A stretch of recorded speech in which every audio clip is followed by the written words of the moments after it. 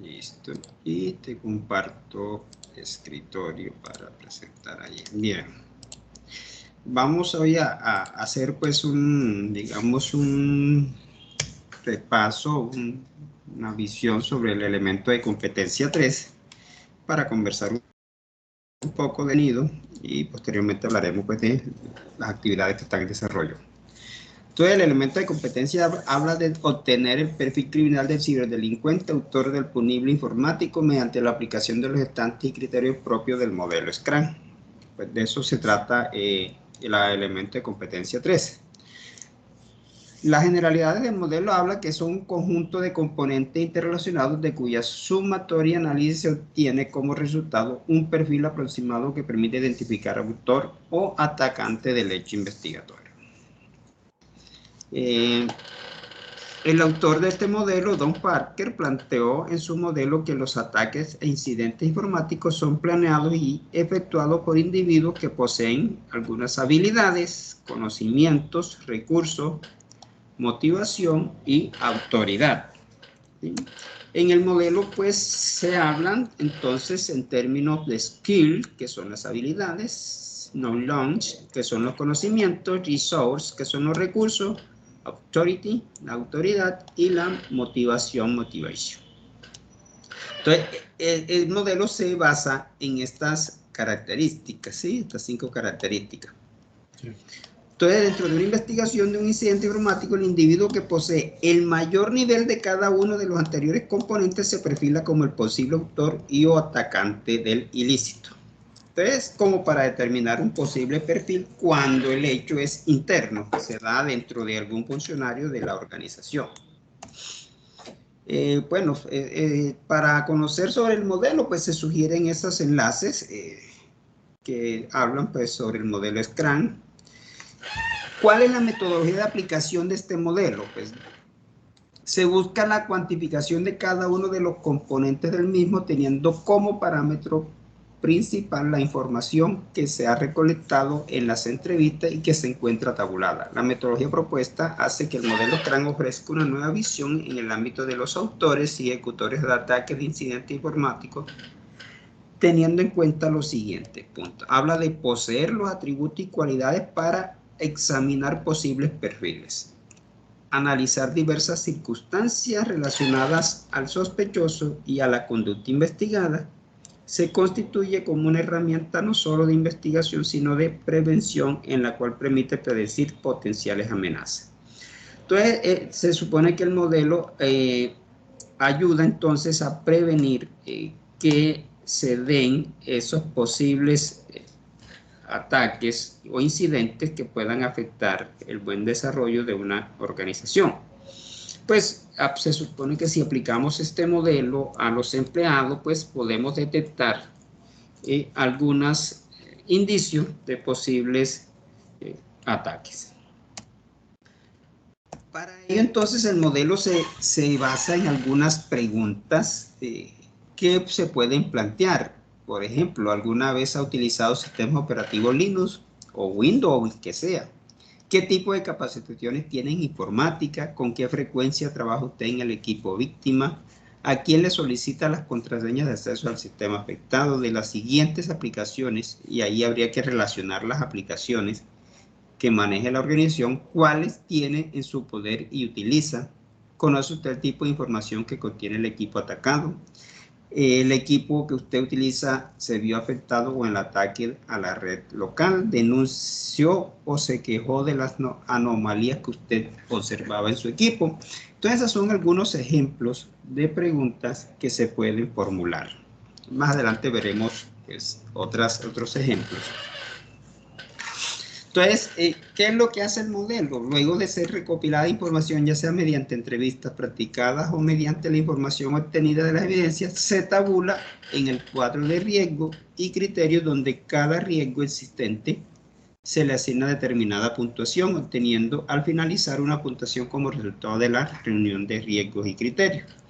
Lo que hacemos aquí puntuar es si tiene conocimiento sobre la pregunta que se esté formulando, entonces se le asigna un 1 y si no, 0. Básicamente es la forma más usada.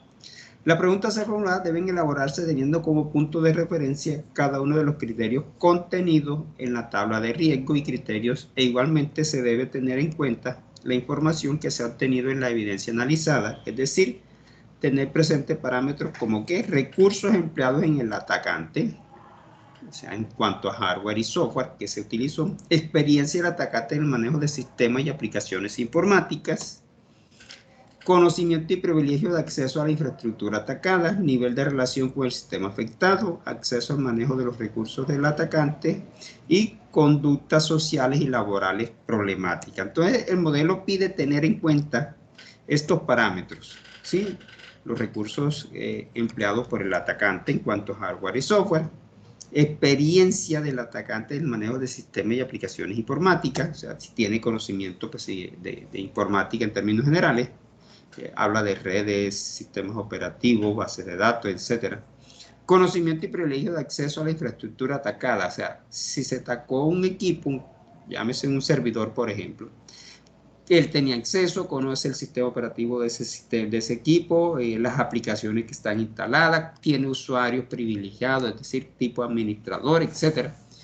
Nivel de relación con el sistema afectado, bueno, lo que contamos, acceso y manejo de los recursos del ataque, pues si se identificaron cuáles fueron los recursos que se utilizaron para hacer ese ataque, entonces tiene conocimiento. Y cuando habla de conductas sociales y laborales problemáticas, si ha tenido discusiones con los compañeros, desacuerdo con el jefe o la administración, lo han suspendido, ha tenido algún altercado, discusión, bueno, todo esto pues se tiene en cuenta porque ese tipo de conductas sociales y problemáticas pues conducen muchas veces a que los individuos cometan este tipo de incidentes. Entonces miremos la tabla de riesgo y criterio donde está tabulada la información y se le asignará a cada criterio una determinada puntuación. Entonces aquí hay un conjunto de ejemplos de preguntas, no son las únicas, dependiendo del caso pues tienen que ser muchísimas más, pero esto es un ejemplo. Entonces por ejemplo dice, utiliza habilidades necesarias para el ataque, si las tiene conocimiento, pues le damos un punto, si no le damos 0, y así cada una de las preguntas. Ahora las analizaremos más adelante. Entonces, mira, a cada pregunta se le asigna un valor de 1, si de acuerdo a la información recopilada o tabulada existe riesgo o criterio. Es decir, si yo vengo aquí y digo, demuestra conocimiento avanzado de las habilidades y requerimientos necesarios para el ataque. Entonces, si de acuerdo a la información recopilada, existe riesgo criterio, es decir, si tiene esos conocimientos avanzados en los requerimientos necesarios para el ataque, o sea, entonces voy a tabularla aquí con un punto, con 1. Si no, le pondré 0 y así sucesivamente. Entonces, 0 si de acuerdo a la información recopilada no existe riesgo criterio. Es la forma entonces más común cuando aquí en la columna puntos lo vamos llenando. ¿Sí? Al final, ¿qué hacemos entonces? Lo que tenemos que hacer es cuantificar y fijar una escala de valoración.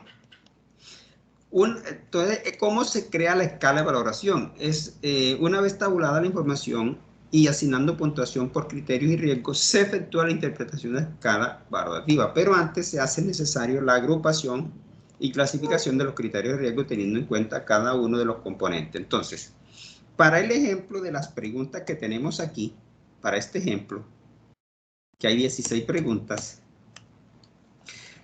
las preguntas de la 1 a la 4 conforman habilidades. Si nosotros las analizamos, utiliza las habilidades, demuestra conocimiento avanzado de las habilidades, tiene formación en cuanto al conocimiento y manejo de tecnología y método, esto es habilidades, y tiene conocimiento en la infraestructura del sistema afectado. Entonces, las 4 primeras preguntas, perdón, las 4 primeras preguntas hacen alusión a las habilidades.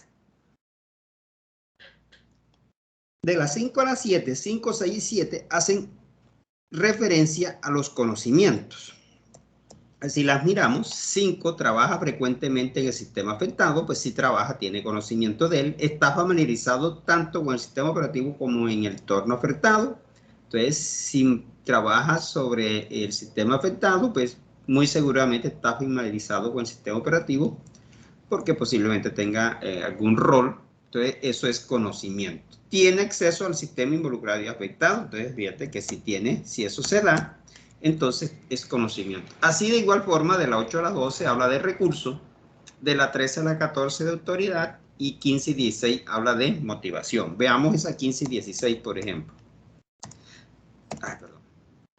15 y 16, ¿tiene planes o señales de retiro?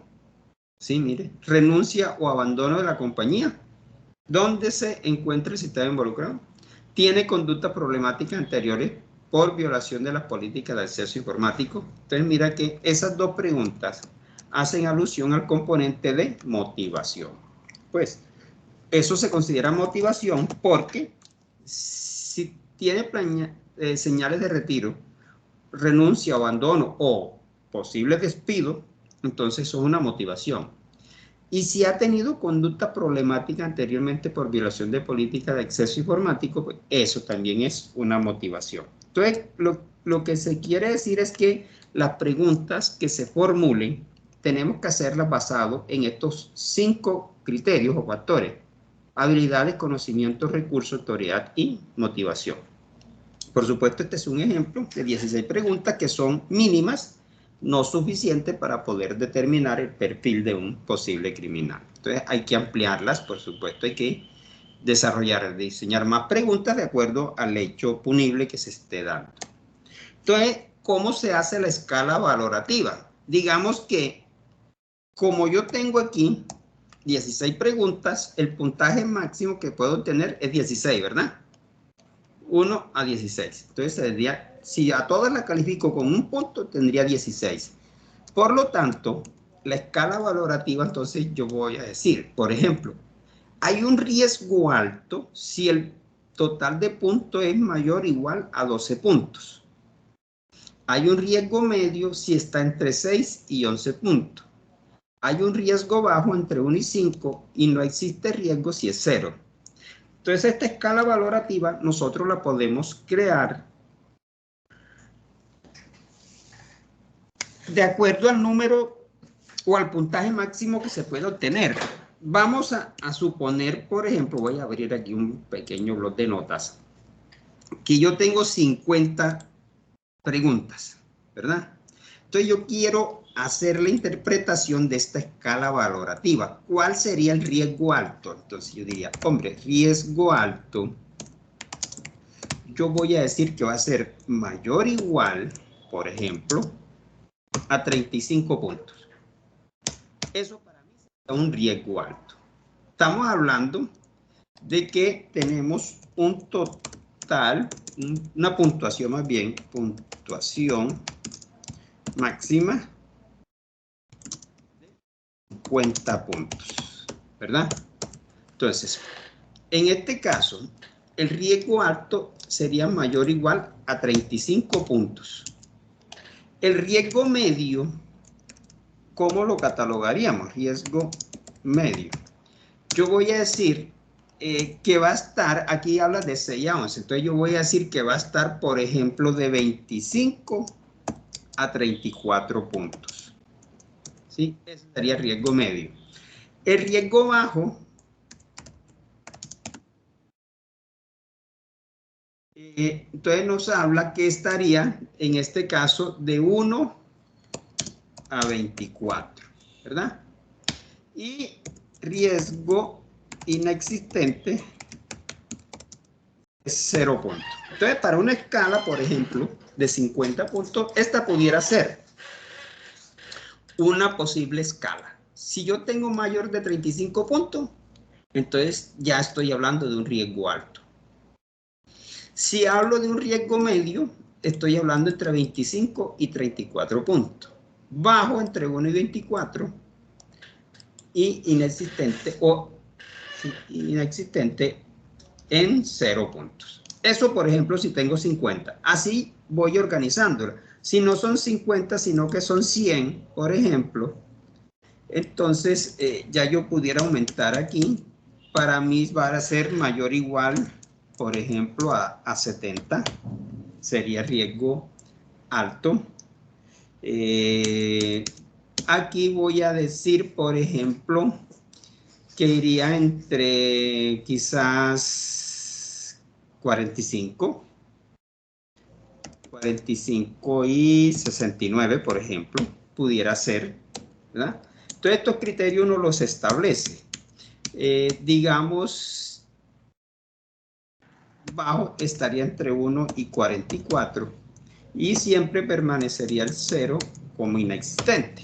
Entonces aquí estamos hablando una escala de 100 para 100 posibles puntos. Y así sucesivamente, entonces nosotros tenemos que definir cómo va a ser la escala que se va a tomar para interpretar los resultados obtenidos, ¿sí?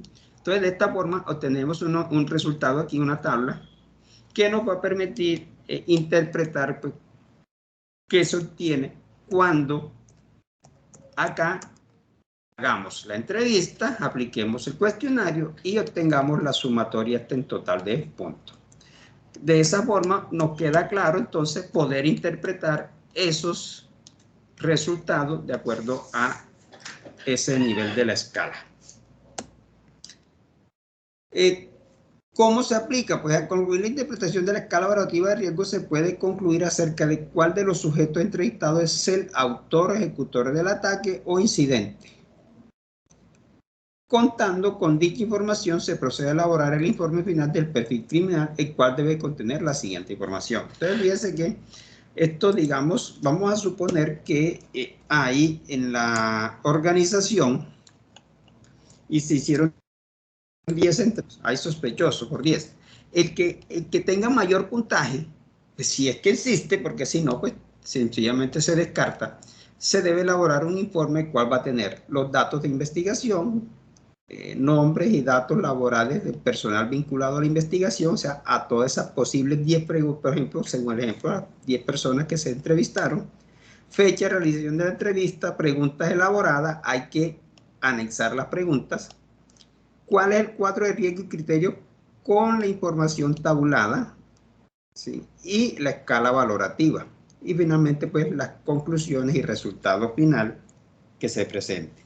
De todas formas, esto es algo muy delicado, que hay que trabajarlo con mucho cuidado para no llegar a cometer un error y de pronto inculpar a una persona inocente. Pues se trata de una herramienta para tratar de obtener el perfil criminal, ¿sí?, de un hecho. Aquí hay algunas sugerencias de lectura que permiten pues abordar el modelo Scrum. Es un tema corto. De todas formas, en el foro también estamos abordando, ¿sí?, en el foro estamos abordando el capítulo 3 de este documento, que habla de 3 modelos, ¿sí? El Scrum, ahí habla, el Wood es otro modelo, y la aplicación interna. Por último, se revisa el modelo de atención de Schultz. Son los 3. Sí, Schultz. Algo así, sí, exacto. Schultz. Son los que trabajamos en el foro. En el foro, correcto. Porque no solo existe el modelo Scrum, a partir de él pues se han creado otros modelos y estos son 2 ejemplos más. Sí. Entonces la idea es como complementar esas lecturas para tener allí ese conocimiento básico de cómo poder detectar el perfil criminal, siempre y cuando, repito, el hecho haya sido realizado internamente, porque si el hecho viene externo, ¿sí?, no proviene de la organización, sino de afuera, entonces no hay forma de poder aplicar la entrevista, porque a quién se la aplicamos, no tenemos sospechoso, ¿verdad? Entonces no habría. Entonces estos modelos son utilizables siempre y cuando estemos investigando un hecho interno, es decir, sucedió un hecho en la organización para la que trabajamos, y se sospecha que fue internamente de algún empleado, alguna persona que tiene acceso a la organización que fue el autor. Entonces, para esto son creados estos modelos. Entonces, eso es lo que estamos haciendo en el foro 3, hablando pues sobre los modelos propuestos en la lectura. Y por supuesto tenemos que responder a los compañeros sobre los aportes realizados. Entonces, ese es el foro. Y tenemos el trabajo. Pues este trabajo es continuación del trabajo 1. Pues en el trabajo 1 describimos la situación, respondimos básicamente cuatro interrogantes, ¿verdad?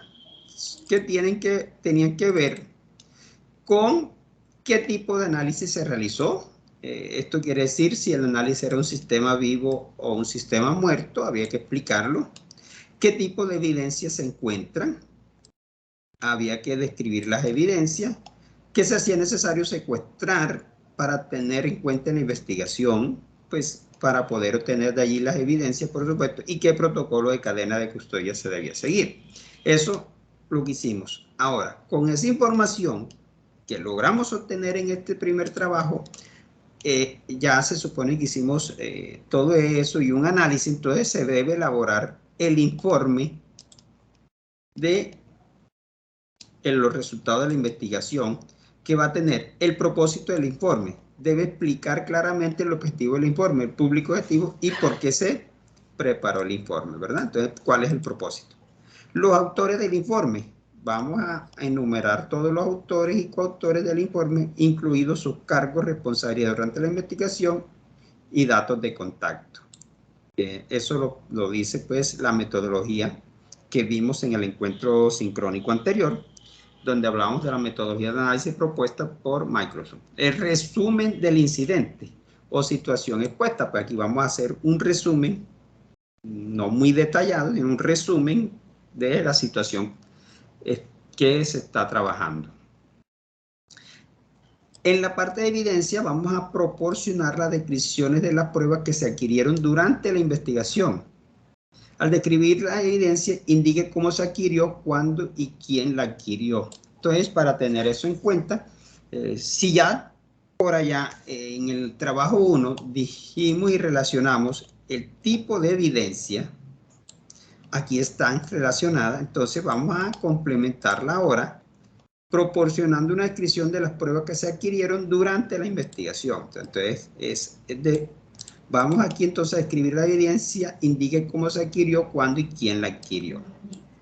¿Sí? Para que nos quede el detalle. En la parte de detalles, vamos a proporcionar una descripción detallada de qué pruebas se analizaron y los métodos de análisis que se utilizaron.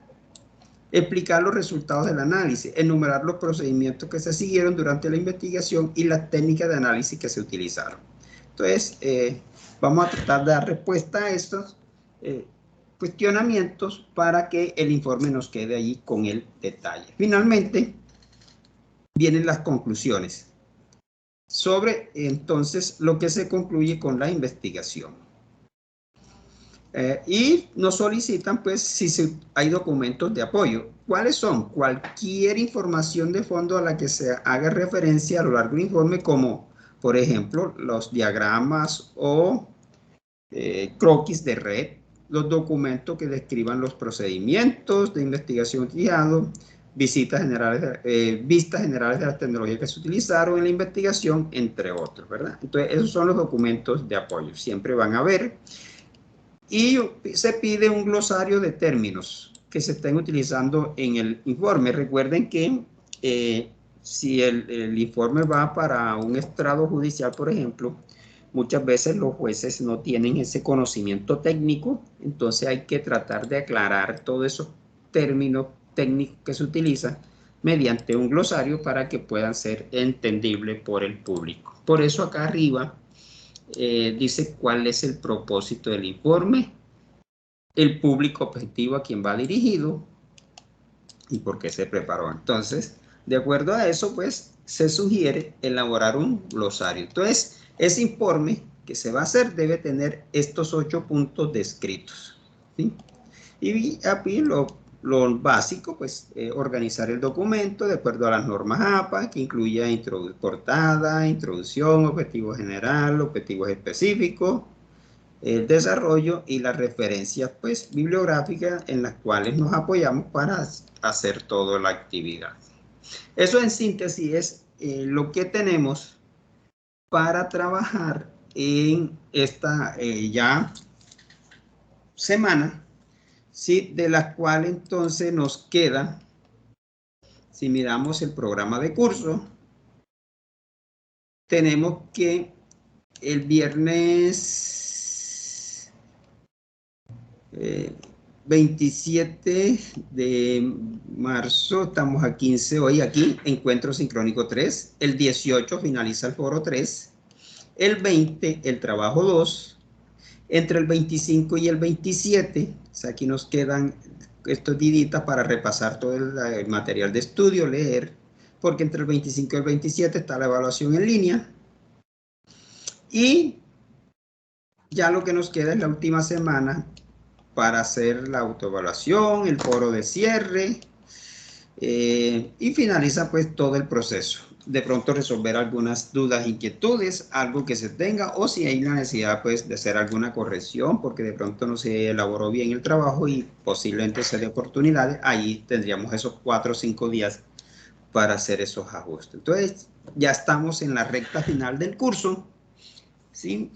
Nos queda entonces básicamente este resto de semana para trabajar hasta el día domingo, que estamos a 20. Nos quedan 5 días exactamente. Aquí nos queda el 21 al 24 libre, entre el 25 y el 27 está la evaluación, y el 28 pues está el foro general, el foro de cierre, es una autoevaluación que me gusta aplicar, y primero finalizamos. Aquí ya deben estar todas las notas publicadas, y a partir de las 11:59 p.m. ya no se recibe ninguna actividad, porque así está estipulado, especificado en el reglamento estudiantil y las políticas institucionales. Entonces tenemos que estar a paz y salvo. Por eso a mí me gusta siempre terminar aquí en esta semana para dejar esa última para algún tipo de ajuste, alguna petición que se haga, entonces poderla atender en esa semana. Eso entonces es lo que ya tenemos planeado para el final del curso. Oscar, ¿ibas a decirme algo? Sí, sí, profe. Con respecto al trabajo que tenemos para esta semana, yo ya hice pues la primera parte, pero tengo una duda. En el ejemplo que yo puse fue pues un caso particular que ocurrió en la empresa donde yo trabajo. Perfecto. Que fue que ahorita durante la pandemia, como todo el mundo está trabajando desde la casa, una persona abrió un correo personal y le encriptaron, eso lo atacó pues un ransomware. Le Correcto. encriptaron todos los archivos de ofimática, Word, Excel, PowerPoint y PDFs. Y estaban pidiendo un rescate, pues, según lo que pudieron analizar. Entonces, en este caso puntual, el propósito del informe y el público objetivo, eso no se denunció pues ante las autoridades por evitar un tema, ¿cómo se llama eso? Como de daño en el nombre de la empresa, un tema De imagen, reputacional. sí, de imagen. Exactamente. Entonces, en este caso, el público objetivo, ¿quién sería? Las En este directivas de la caso, empresa. exacto, iría dirigido a la directiva de la empresa, donde se le informa pues lo sucedido y el resultado que se obtuvo con el análisis. En este caso sería el gerente, o si hay una junta directiva, pues sería él. Perfecto. Y en los autores del informe, yo he estado trabajando solo, el autor del informe soy yo. Usted solo, correcto, porque él así lo asumió. Perfecto. Listo, profe. Y en ese caso puntual, que es un caso real, pues que nos sucedió en la pandemia, cuando estaba pues como todo más cerrado, en este caso puntual, pues realmente lo que se pudo evidenciar ahí, que era lo que querían como una especie de rescate. Ellos estaban pidiendo dinero para recuperar la información. Ajá. Y aparte del computador portátil que lograron encriptarle todos los archivos de ofimática, también lo hicieron con una memoria USB y un disco duro donde se tenía el backup. Pues esa plata nunca se pagó y la información nunca se pudo recuperar, pues actualizada como se tenía, se pudo recuperar de un backup anterior. Entonces, en este caso puntual, cuando yo hablaba de las pruebas era, por ejemplo, el disco duro, la memoria, el portátil, los pantallazos que se tomaron. Yo sigo manejando eso como evidencia. Yo Claro, complemento lo que hice en el trabajo anterior, lo complemento en esto, sigo manejando la misma evidencia. sí, correcto, porque esa es la Porque que la utilizaste para hacer la investigación. exactamente, porque yo lo que estoy viendo este trabajo número 3 esta semana que lo estaba leyendo es, sí, es el informe, pero es que va muy ligado al trabajo anterior, es como una especie ya Correcto, de complemento para cerrar, eso es más o menos lo que entiendo y así según lo que es. hemos visto en los documentos del curso. Así es, así es. Ya este es el informe final, es el cierre de la investigación como tal y es una continuación del trabajo 1. Sí, porque sabe que, profe, yo estuve analizando con el documento que usted nos mandó para el trabajo del foro, me gustó mucho lo del modelo Scrum, lo del Wood y lo del Chute. Entonces quería de pronto aplicar eso, pero hay una cosa puntual que veía y que usted lo explicó ahora, que eso es solamente aplicado para cuando el atacante es interno. Exacto, Pero exacto. en este caso puntual, creemos que es un atacante externo porque fue un correo que llegó al correo personal de la persona. Es que ni siquiera fue el correo empresarial. Y claro, Fue el correo personal que él pudo entrar desconectándose a la VPN, entonces ya no tenía las políticas de seguridad que tiene cuando está en VPN. Entonces logró correcto. entrar al correo personal, logró entrar a ese correo y logró entrar a ese link que le instaló el ransomware. Entonces, en este caso puntual no se podría aplicar ninguno de los tres modelos que vimos para el No, foro. no es posible porque el ataque viene desde el exterior y no sabemos quién lo hizo. Entonces no hay a quién aplicarle el cuestionario, no tenemos sospechosos. Listo, profe. Y la última, en casos de estos, yo no sé qué tan normal es que, por ejemplo, ¿por qué las empresas evitan denunciar? Pues yo entiendo lo del daño reputacional, pero ¿por qué evitan denunciar? Eso no hace que los delitos se sigan presentando con más frecuencia, Por porque como no supuesto, denuncian, por supuesto que sí. Lo ideal es que se haga la denuncia, pero y eso se puede manejar de una forma confidencial. Eso no tiene por qué salir, muchas veces por falta de conocimiento, ¿verdad? De los procedimientos, pero usted puede hacer la denuncia a las autoridades competentes para que el equipo especializado pueda realizar la investigación y posiblemente determinar con el atacante. sí, Pero eso se maneja confidencialmente de tal forma que la imagen organizacional no se vea afectada. Eso tampoco sale a la luz pública. Entonces, claro. muchas veces por desconocimiento de los procedimientos que se deben seguir y de las políticas pues, que se realicen, porque pensamos que si hacemos la denuncia, pues se va a ir a la luz pública y va a dañarle a la imagen de la organización, etcétera, etcétera. Pero eso, la verdad, nunca sucede porque eso se maneja de forma muy confidencial. Listo, profe, y yo podría en la conclusión colocar eso que estamos hablando, el tema, por ejemplo, de la denuncia, porque no se hizo la denuncia. Claro, claro, claro, sí, eso forma parte, pues no se hizo una denuncia por temor a la reputación organizacional entre el público, los clientes y Exactamente. todos los Es que stakeholders. sí, usted toca un punto importante porque precisamente una de las razones fue el cliente. Esa persona que fue atacada se utiliza para manejar un cliente importante y es un Claro, cliente reconocido a nivel nacional. Entonces, una de las razones es si ese cliente se entera que de pronto la información fue encriptada. encriptada y que de pronto tuvieron acceso a ella, entonces Ajá, ese cliente puede afectar unas pólizas como de confidencialidad de información y esas pólizas son carísimas, fue lo que nos claro, explicaron en su momento. claro que sí, claro que sí. Ah, bueno, perfecto. Es que tenía la duda si eso se puede colocar en el tema, en la parte de la conclusión, porque pues se sale un poquitico, pero así eso parte pues como todo el proceso que se realizó Claro, durante la revisión de ese ataque. listo, vale, es Perfecto, válido, profe. vale. Perfecto, profe. Muchas gracias por la aclaración. Listo, Oscar, con mucho gusto. Listo, profe. Bueno. Yo creo que No, podemos dejar aquí si no tienen más dudas, porque ya no hay más no, inquietud. yo creo, profe, que está muy claro. Me pareció muy interesante la explicación de los modelos. Me hubiera gustado mucho que de pronto no caí en cuenta en la parte del foro haber agregado esa parte de que esos modelos solamente se aplican Ok, para ataques internos. Yo sí, lo podría correcto. modificar ya, podría entrar al foro ya, porque yo ya publiqué mis datos. No, puedes hacer un nuevo aporte, no hay problema complementando. Donde está Ah, tu aporte, perfecto. pues agrega un nuevo aporte, eso no, contrario, te da mayor puntaje. Ah, perfecto, profe. Lo voy a hacer porque esa parte sí no la tuve en cuenta cuando leí el documento. Listo, Listo, perfecto. profe. Muchísimas gracias, pues. Bueno, Feliz noche. feliz noche, que descanses. Bueno, señor, hasta luego. Chao. Hasta luego, chao.